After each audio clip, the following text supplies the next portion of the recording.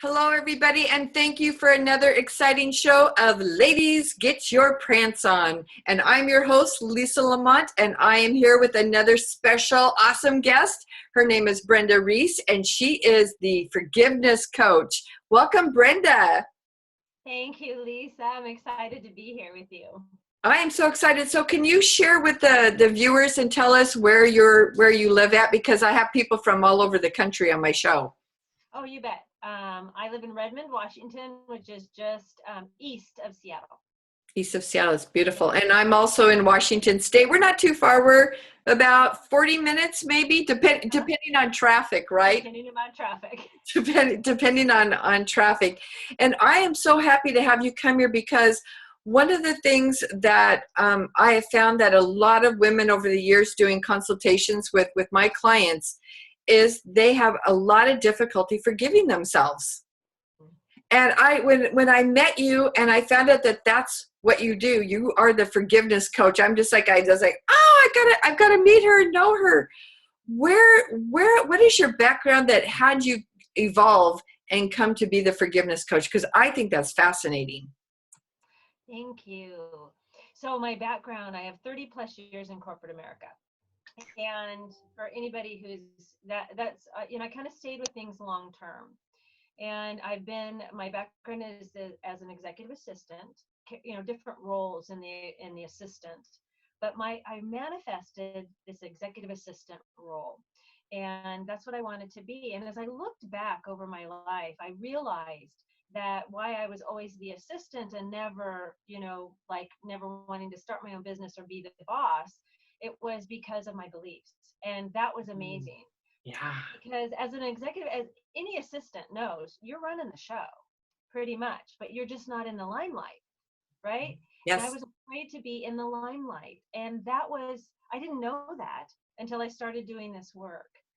Yeah. But in that role is what kind of got me into the forgiveness work, because it was in that role that I learned that I needed to prove myself. I learned that I needed to push so hard, and I was pushing so hard that it broke down my body. And that's what led me into the forgiveness work. Yeah, and for the other people watching, I worked in the corporate arena also, and I've worn many hats within that, and one of my roles was to be an assistant to the marketing director and the marketing manager at a law firm. And you do wear a lot of hats, and there is a lot of stress, and there's a lot of expectations because unless you've lived and worked in that role, I think that is truly one of the most stressful jobs in the universe, is to be an assistant to somebody, because the more bigger their role is, that's even more difficult for you. I mean, that's a lot of stress. Yeah, it was really stressful. Really stressful. In fact, when I started dating Doug, it was towards the end of my career there, and he's like, "You're a total different person during the week than you are on the weekend." Yeah. That was really eye-opening to me. Yeah. Because of the stress. I mean, he could see it. It definitely manifests. Do you here? This isn't to put you on the spot. Is there like an interesting story that you have in the corporate world where you were called on to just do something that was like, how am I going to get this done? How am I going to make it happen? Can you give an example of what a woman might have to do in your role that's unusual? Does anything come to mind? Well, as an executive assistant, you mean, in that Yes. role? What having to be, yeah. Oh. So there was a lot of, as you are familiar with, there's a lot of, I needed that yesterday. Mm-hmm. And Yes. there's this meeting that I have for 25 people that are in different parts of the country, and that needs to come together now. Right. Yeah. So, did I forget to tell you that we're having that at 9 a.m. tomorrow morning, and it's 3 p.m., and it's like, oh my gosh, and trying to set it up and get everybody's, going and talk. And so, I'm working into 7, 8, 9 at night, right, trying to get that accomplished. And of course, because I have the little perfectionism within me, I'm gonna get it done. Yeah. Plus the pressure of the role that I'm in, you have to get it done. Yes. You have to. And and it's a tough place to be. And then there's always another story that comes to mind was when I do the travel for that executive. And so I had, everything goes on the calendar, and you're setting up all of these special, so that he doesn't have to think, basically. So he Yeah. can just go here, go here, go here, and everybody meets him. And it was just this crazy, crazy time. And so everything, I thought all the ducks were in a row. And then he went to the wrong gate Mm. at the airport. And I get this phone call, and I had the right gate on there, but he had gone to the wrong gate. And I'm getting yelled at on the phone as he's trying to get to his flight. You screwed up. You did this. You did that. And it's like, no, I didn't. It says right here, but he wouldn't let it go. And it was like things like that where, I felt not good enough. I felt, just shriveled up. And finally, towards the end, I was able to stand up and say to him, I need to talk to you about the way you talk to me. But before that, I couldn't do it. And a lot of women go through that. We go through being belittled. We go through being talked to condescendingly. Yeah. We go through that, and we put up with it because, one, I needed the job. Mhm. Two, I needed the money. I was afraid to go anywhere else, because all of the beliefs were kind of brought up of, I'm not good enough to go somewhere else. Do I have the smarts? Oh, it was painful, painful. It was, and thank you so much for sharing that, because it triggered me just now of when I worked for my boss. I was going to a counselor for it.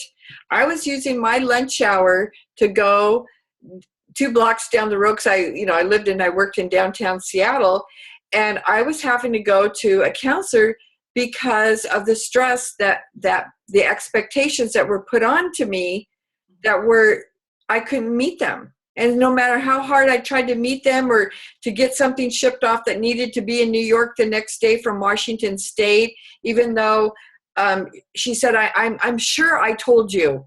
No, I said, communicate through email so we both have proof here. I mean, I was always trying to follow up, that when she would ask me something, I'd follow up after the conversation with an email, because I was always having to protect myself. Yes. And there was no winning. There was absolutely no winning on that one. And I'm just like, no matter how hard you tried, it just wasn't good enough. But I want to segue over from work, because there's a lot of entrepreneurs that are also watching this. And so the question that I wanted to ask you, do you find in your clients who are also entrepreneurs that their self-talk, they're their own negative bosses that are talking to them? Because we're, as an entrepreneur, we're our own CEO, right? We are the Right. CEO of our business.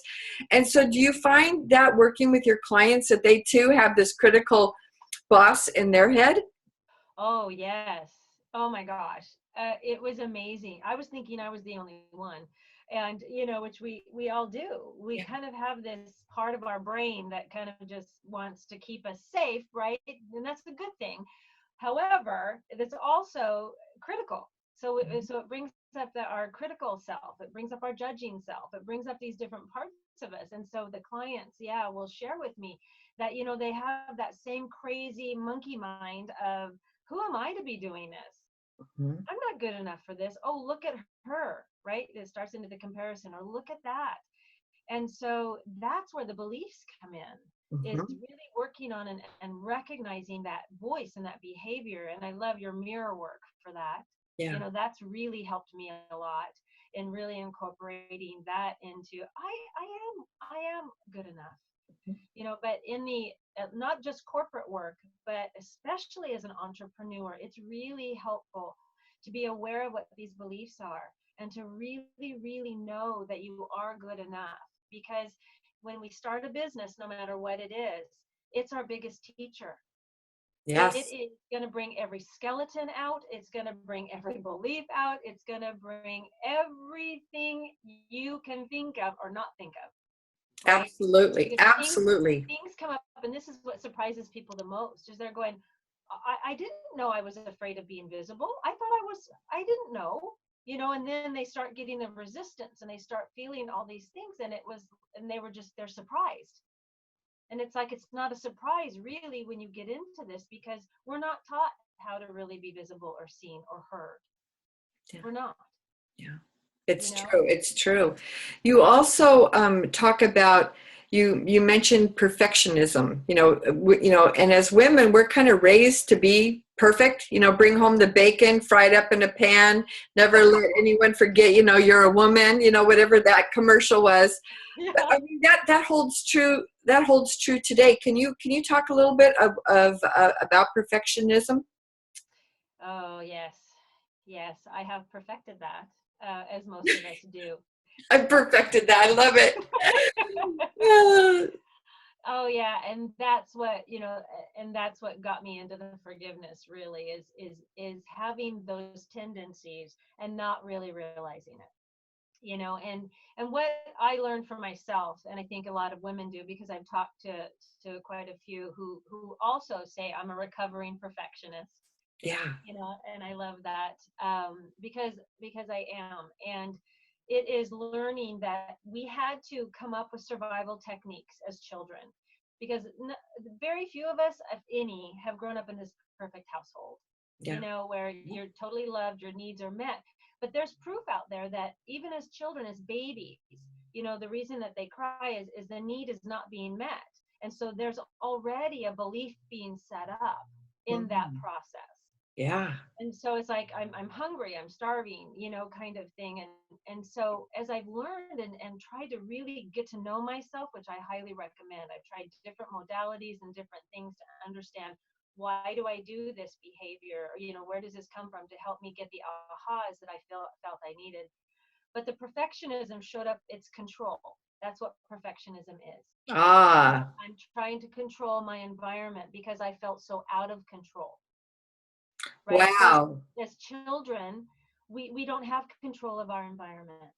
Yeah. And so, we look to our parents to take care of us. We look to them for safety. And if there's a lot of us that grow up with different kinds of things that happen to us, there's physical abuse, there's neglect, there's abandonment, there's sexual abuse, there's a lot of different things that happen to us.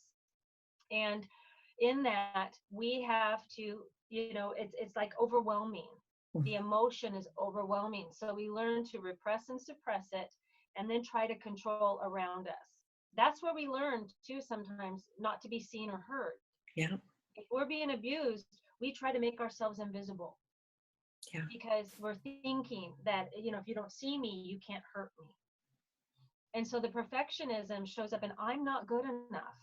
Obviously, there's something going on here. It's such a actually fascinating experience. And weird. It's okay to say weird. Yeah.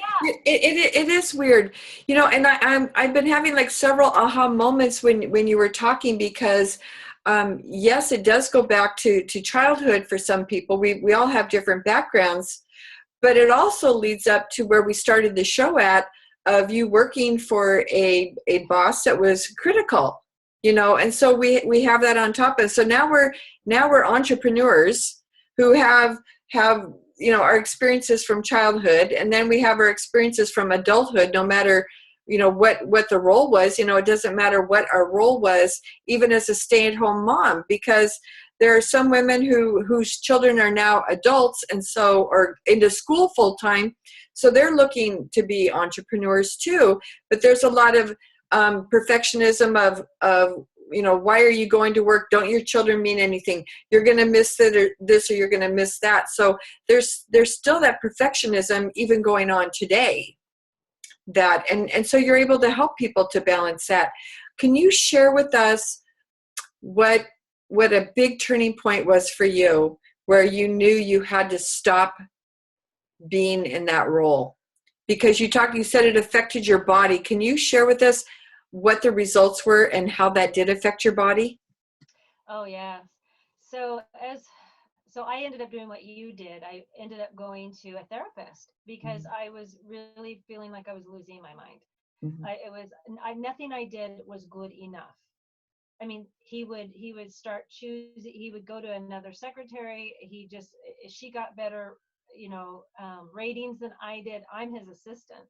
Mhm. And every time it was just, I couldn't do it right. And what I was doing was working so much, even on the weekends, not being paid for it. And just constant, I gave up exercise. I wasn't eating right. I wasn't spending time. I was so focused on proving myself, right? Yeah. Because I wasn't good enough. And it wasn't conscious. I was just doing this pattern. And I ended up going to a therapist too, who she's the one that helped me notice the pattern.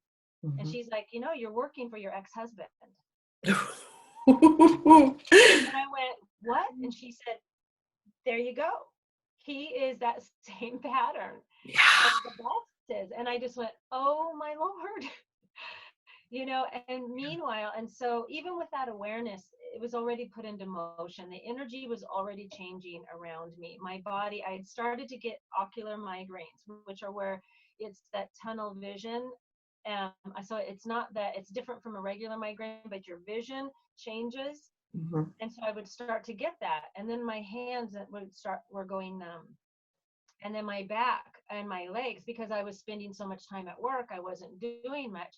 I started to get a lot of pain. Of course, in your back, if anybody's into the energetic world, is about support. Mhm. I wasn't feeling supported, but my whole back, I was in pain. And depression, oh my Lord.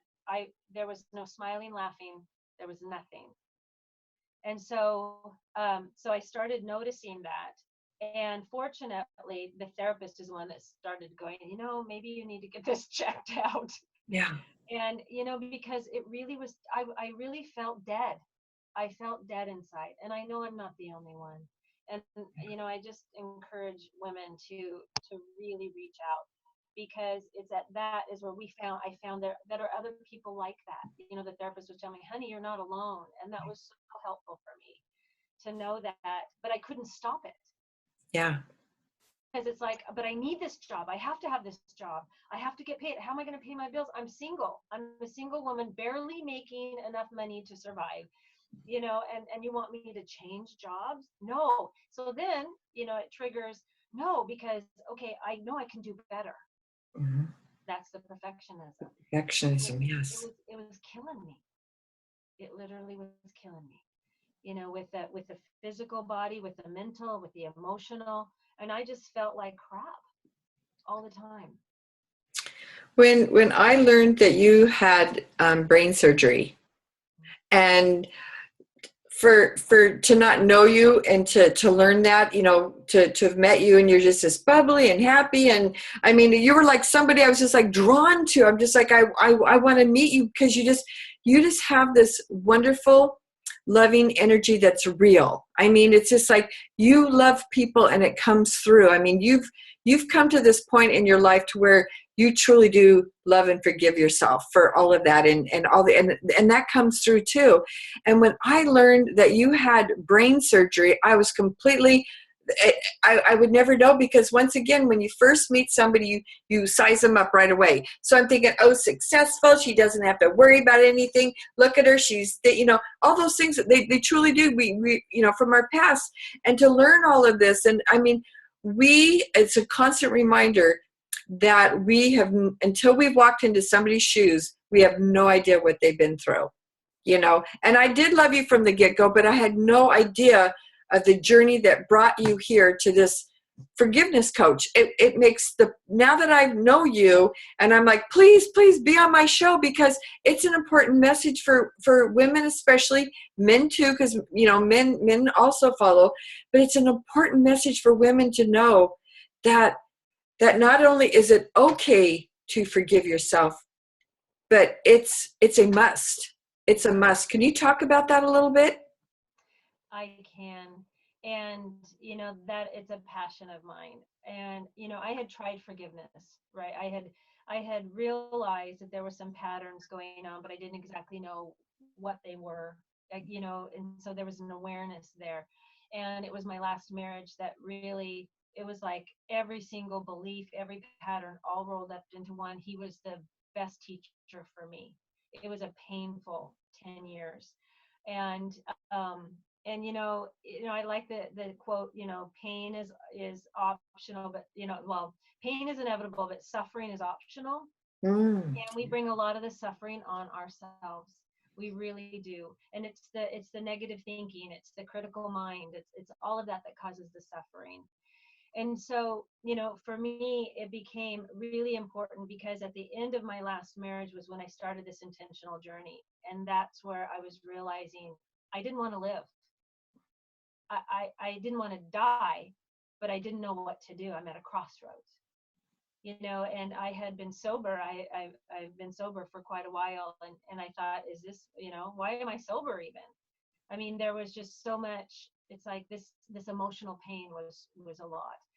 And so that's where I know a lot of us walk around like this. A lot of us are just going through the motions, but are we truly happy? Are we truly joyful? Yeah. I really think that's what we're here for. We're not here to suffer. No, We no. are not. And this is what the forgiveness work has done for me, because I've tried the traditional forgiveness, which I was reading an article that said scientifically they've proven that it takes 20 plus years to forgive someone. And it was like, with the radical forgiveness approach, I mean, it can be done in an instant. Yeah. It really can. And because it's an easier approach, it's a radical approach. And so what I found with the forgiveness work was it helps lighten me up. It unloads the baggage that I'm carrying around, because we're carrying stuff that's not even ours a lot of time, but I'm carrying things that I don't need to carry. Do I need to carry I'm not good enough? Is that true? Is that true? And as I started asking myself those questions, which led into, which I loved, I was just divinely guided to find the forgiveness work. Yeah. Because I was working so hard on forgiving my ex, right? Pointing the finger at him Mm-hmm. and not really realizing it was right here. Yeah. I needed to really go here. That finally I was realizing that. And I got to a point, we have a great relationship today, Yeah. which is beautiful. And I'm so grateful for. And it was the forgiveness work that got us there. But I had to start with me, and that's where I'm going with the women today. My passion is self-forgiveness. Yes. That is so beautiful, because I love that you talk about that too. When we blame others and we are the victim, and yes, there are true reasons that things do happen out of our control. I mean, bad things happen to people.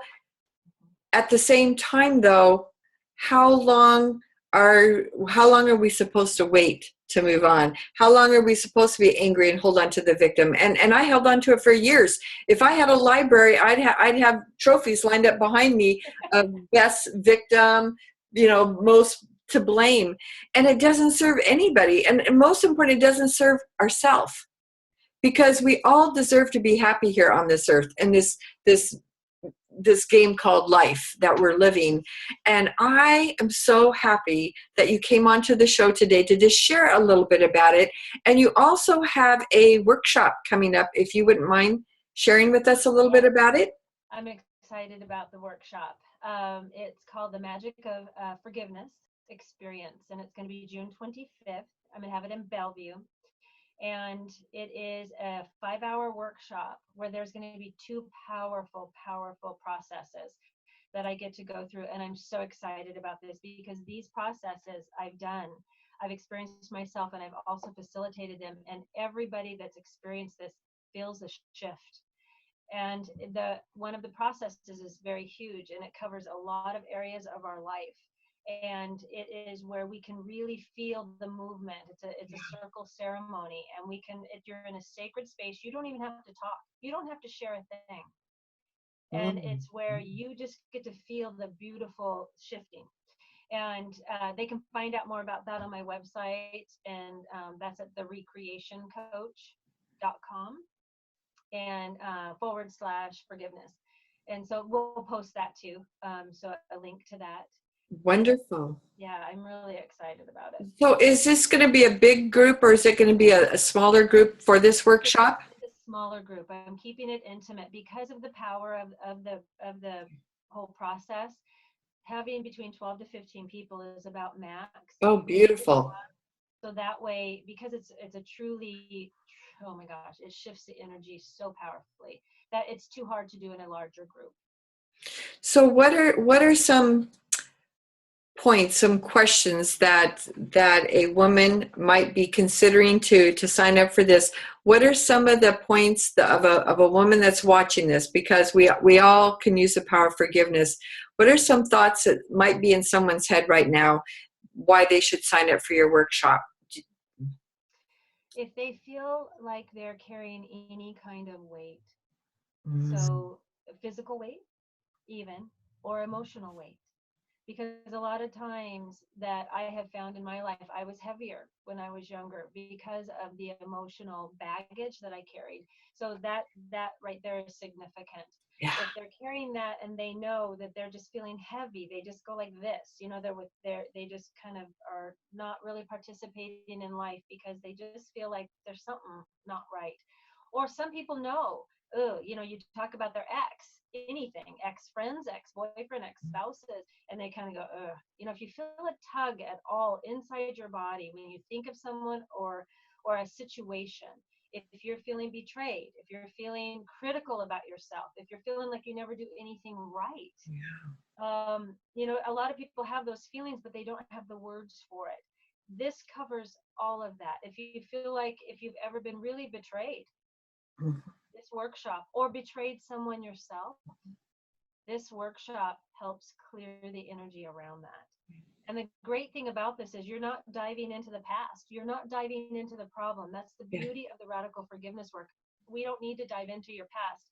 We do need to know the story, but that's it. Just understand the story. And then I get to pick out pieces of the story and help put the pieces together like a puzzle. yeah. And then once you get the aha, then it shifts. And that's what this workshop does in a matter of a couple hours. That is just absolutely beautiful. That is so cool, and I love that the group is kept small. So people will feel safe that they're not going to be overwhelmed, and they won't get that chance to be seen if they want to be seen or not seen. Even they don't, like you said, they don't have to talk. They don't have to be involved, but they can. It gives them a chance to be seen and to be able to do this self-forgiveness. And I love that you touched on those different points, because I don't think there's a person watching this that didn't resonate with one of those topics that you touched on, because we all do. And there's a place to go and know that you can move forward, and we don't have to carry the burden of guilt, of shame, of anything, and that they can find you. Brenda, thank you so much for being on my show today and just sharing your beautiful energy and your love with everyone. I'm just like, I don't want it to end, and I'm like going, oh, wrap it up, Lisa, wrap it up. But I would love to have you back at some time if you're willing to do that, and we can continue this conversation, because I think it's really important for women to know that we can support one another and that we're in this together, and there's nobody that's better than. We're just all just trying to be our best. So thank you so much. Oh, thank you, Lisa. I so appreciate it. Thank you. Thank you. Thank you, everybody. We will be back next Monday. Have a wonderful day.